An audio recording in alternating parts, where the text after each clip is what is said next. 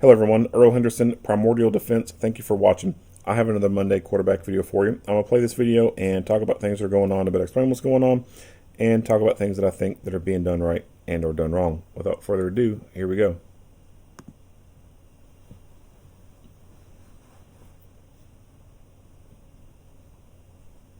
Hello, I'm Sergeant Phil Krinsky with the Phoenix Police Department's Public Affairs Bureau. The information, audio, video, and pictures you're about to see are intended to provide details as we currently understand them of an officer-involved shooting that occurred just before 11 a.m. on March 4th, 2023. This video may contain strong language as well as graphic images, which could be disturbing to some people. Viewer discretion is advised. This happened in the area of 35th and Southern Avenues when an officer in full uniform was working in an off-duty capacity at a superstore. During a shift, the officer was told by a loss prevention employee that a man entered the store and began concealing items. The loss prevention employee stood near one of the exits to talk to the man before he walked out of the store without paying for the items. After the man walked past all points of sale, he was stopped by the loss prevention employee. The two men had a brief exchange with the police officer standing nearby. During the exchange, the man stepped backwards and pulled out a handgun. The man pointed the gun towards the loss prevention employee and the officer. That is when the officer fired his weapon. After the shooting, the man moved towards the center of the store as customers ran towards the exits. The following clip is video surveillance from the store that captures the event.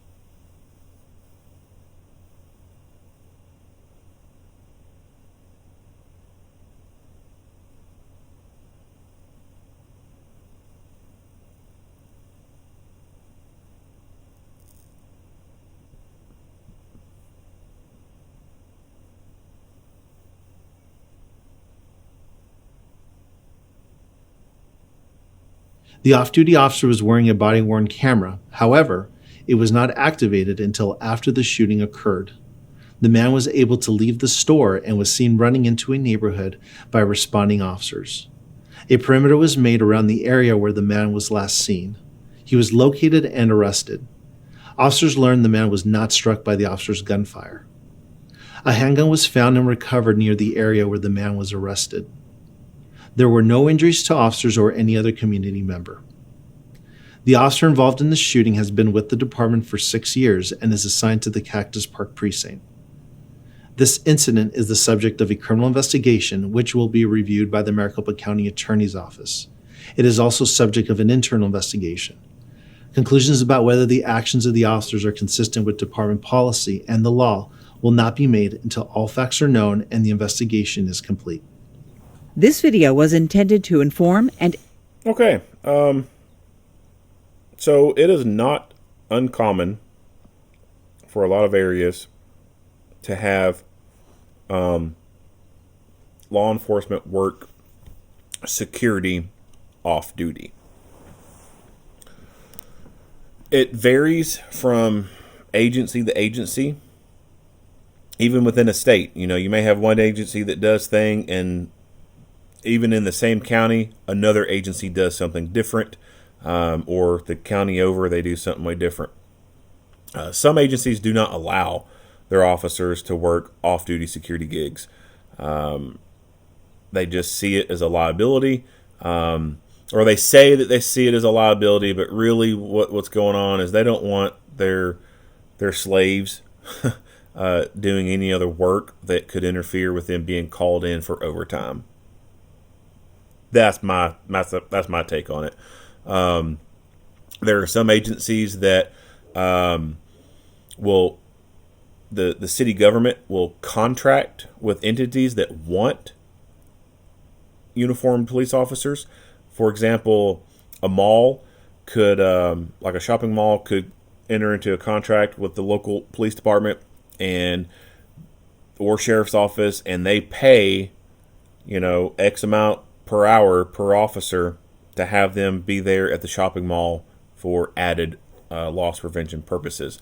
And that puts that police officer, and it could be two ways depending on how it's done. I've seen it done two different ways. The officer could be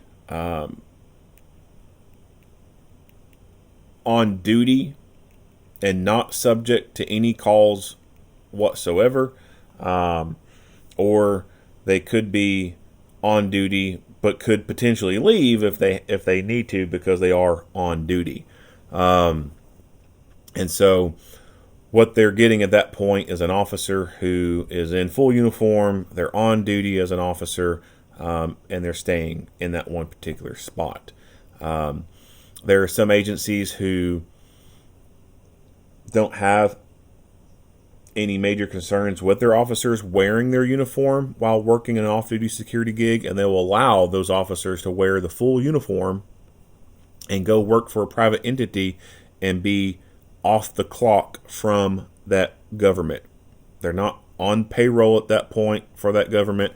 They're not getting overtime from that government. They're just getting pay from that private entity, but they're wearing the full police uniform. There are some agencies who say they do not want that happening at all. They don't want you wearing a badge from their agency. They don't want you wearing a patch. They don't even want you wearing the duty belt, using the gun, none of that. You can't use anything provided by that form of government if you're working an off-duty security gig. So it varies. It looks like either A, this agency allows their officers to wear the full uniform and work for a private entity, or this private entity could be paying that government to have an officer work there for added security.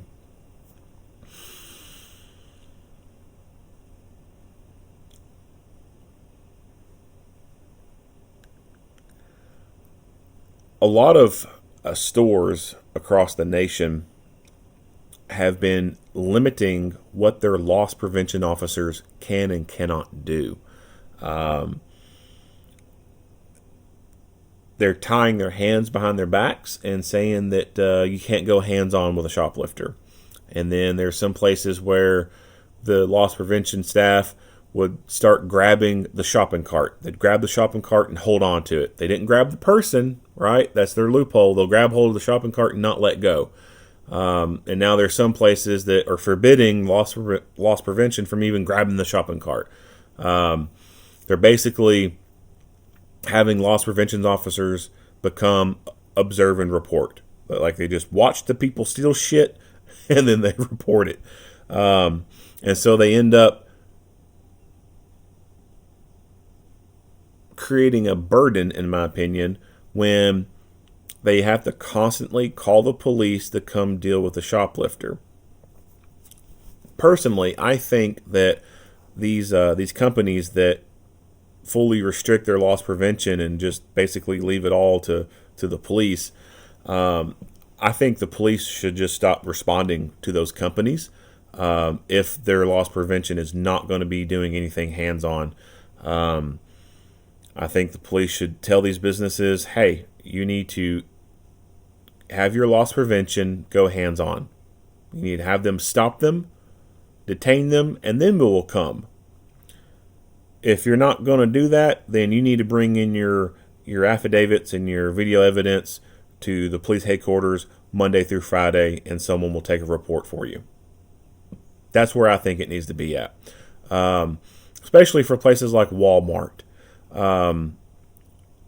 Police departments all across this nation spend crazy amount of man hours at places like Walmart or Kohl's just from shoplifting. Actually, there was a place in Georgia, somewhere I think around Atlanta, a police department had basically had one officer assigned to an area with shopping centers like Walmarts and stuff because the call volume for shoplifting calls was so incredibly high that they were constantly going there. So they dedicated one position, and I think it was just for basically one Walmart, dedicated them to work in that area, because Walmart is not going to allow their loss prevention to do shit that needs to be done. Obviously, this loss prevention officer was going hands-on with a guy, but the officer in the background was not initially going hands-on. He was standing off to the back. So there may be some kind of policy in place from the agency that says at first you need to let loss prevention do their stuff, have them go hands-on and attempt to do things first, and if things start to get out of hand, then you step in. That could be why he's standing to the back. Or it could be that he's doing that on his own, because once he does physically go hands-on, it becomes a police incident at that point, and it's a use of force incident, and he could be trying to limit his use of force incidents and reporting. One of the two is going on. Which one it is, I don't know.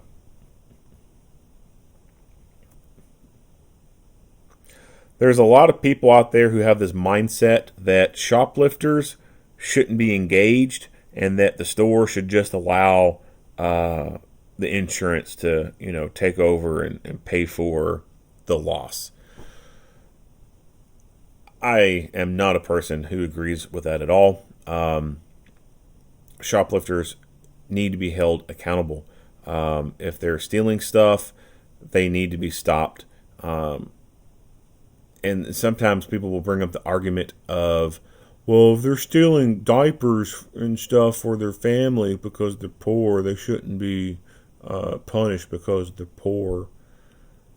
You have no way of knowing if that's actually what they're doing. They could be stealing stuff to actually go sell it at a lower price to the poor people and make a profit off of the poor people. Go buy a $20, $30 box of diapers and go sell it for $10 to the poor people. That's still a profit for that person because they stole it. They didn't have to pay for anything. Same with other things. So just because a person is stealing things that could be for, family or something like that, it doesn't mean that it's, they're in such a bad situation. It's their family that's hurting. They could be stealing it to just be banking a profit off poor people. So that argument to me is pointless. It doesn't matter what the circumstances are. Stealing from another person is wrong. You should not be stealing from other people. Even if it's a large corporation and they have insurance and everything to cover it, it's still stealing. It's still going to drive costs up. Insurance premiums may be going up because they're having to, report all these losses. And if they're going to have to pay more on insurance, then, they may not be able to give people raises. So cost of living raises may not occur for some of these businesses. And then these people are going to be stuck in this cycle of, not being able to afford things and being poor. So, yeah, thieves have an effect on other people, even if they are poor and they're just trying to get diapers for the kid. I believe it was Portland. I could be wrong, but I think it might have been Portland that decided to close one of their Walmarts because of so much shoplifting. And I see that becoming a little bit probably more of a norm in the next decade or so. We already see pickup options, so that's one thing that my family uses. We'll order stuff on Walmart and on the app, and then we'll pull up outside, and then they'll bring it to the car. Don't use it exclusively all the time. Sometimes it's easier just to still go inside and get things, because even with that pickup order, you got to do it so much time in advance, pick a time to go pick it up, and then sometimes shit just happens and you just can't meet that schedule. Sometimes it's just easier to go in person and go do it. But I do see the likelihood that in the next decade or so, some of these companies in these areas that have high shoplifting rates, that they're going to push more towards a pickup order. Like, you're going to have to pre-order and prepay for shit, and they're going to eliminate the walking into the store and browsing things and buying things. And if you can walk into a place, it's probably going to be kiosks, where you go up to the kiosk, you browse through the selections of stuff that you want, click, click, click, click, click, insert credit card, pay, you wait, and then someone wheels out your stuff that they went and picked off a shelf somewhere. That's if I was in the business of retail, that's what I would start doing in some of these crime-ridden areas, to alleviate the costs of the shrinkage and really, to eliminate the cost of everything else and maximize profits. As we see negligent security lawsuits start to evolve, I think that could also have a play into some of these businesses deciding to do that, and or lawsuits because of loss prevention going hands-on with people, and then them losing the case or whatever. I could see retail companies going towards that type of model in high crime areas.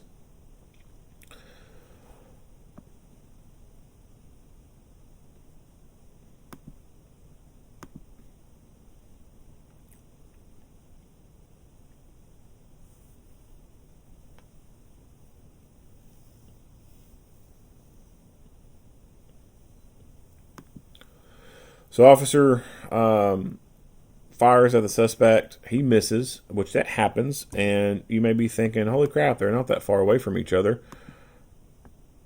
That's still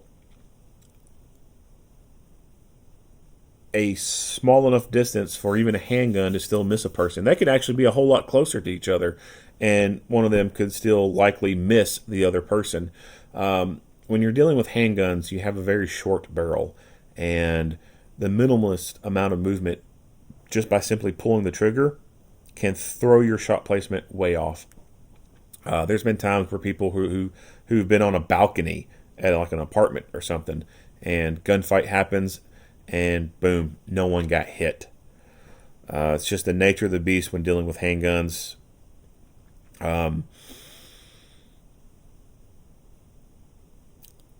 We see that bad guys here, woman's here, officer's here. She's pretty damn close to potentially being hit. So she's lucky she didn't get popped. I don't know where those rounds went from the officer. It probably ended up in the products over here, on the aisles or on the shelving. I mean, don't know what's behind this wall. It could be a restroom area in here. It could be a break room or something like that in there. That's the crappy thing about urbanized areas, is in terms of the 360 environment. In a way, you could say that it's almost an all-around 360 no-shoot environment, because there's potential for, no-shoot targets to be everywhere around you. However, you can't always say that, well, because there's people nearby, you can't shoot to defend yourself. I mean, what are you going to do? Just stand there and get shot? No, that's not a viable option. And the people who gripe about this and say, oh, the police shouldn't shoot in this instance, blah, blah, blah, blah. How come they never have anything negative to say about the fucking assholes who pull a gun and shoot the police and there's people in the background? Just further evidence that people who bitch about that kind of shit are just anti-police in general and hate the police.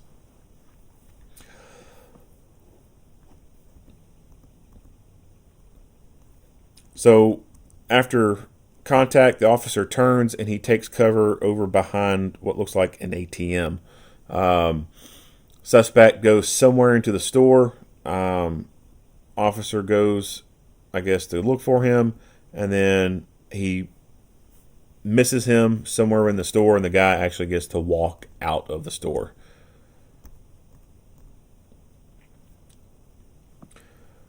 So, suspect thinks he's a cowboy, obviously. It's always interesting to me when I see these freaking revolvers being used by the street thugs. How did he come into contact with this? I don't know.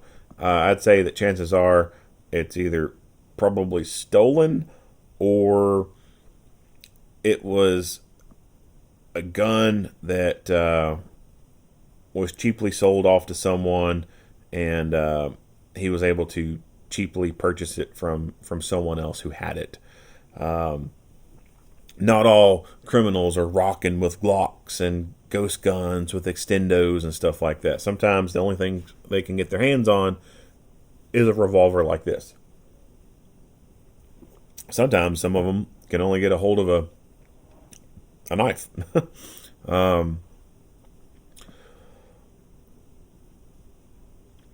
It could also be an indication that this guy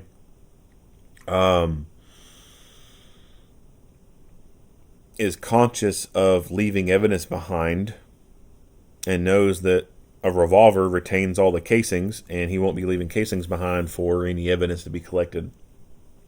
So that is one benefit to using a revolver by criminals, is they can shoot people with the revolver and they don't leave any casings behind, and there's no evidence to help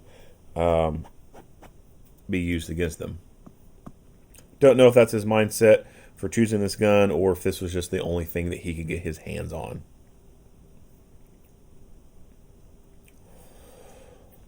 All right, that's it. If you like what you hear and see, go ahead and give me a like and a share. If you have not already, hit the subscribe button and stay tuned for more Monday quarterback videos. Earl Henderson, Primordial Defense. Thank you for watching.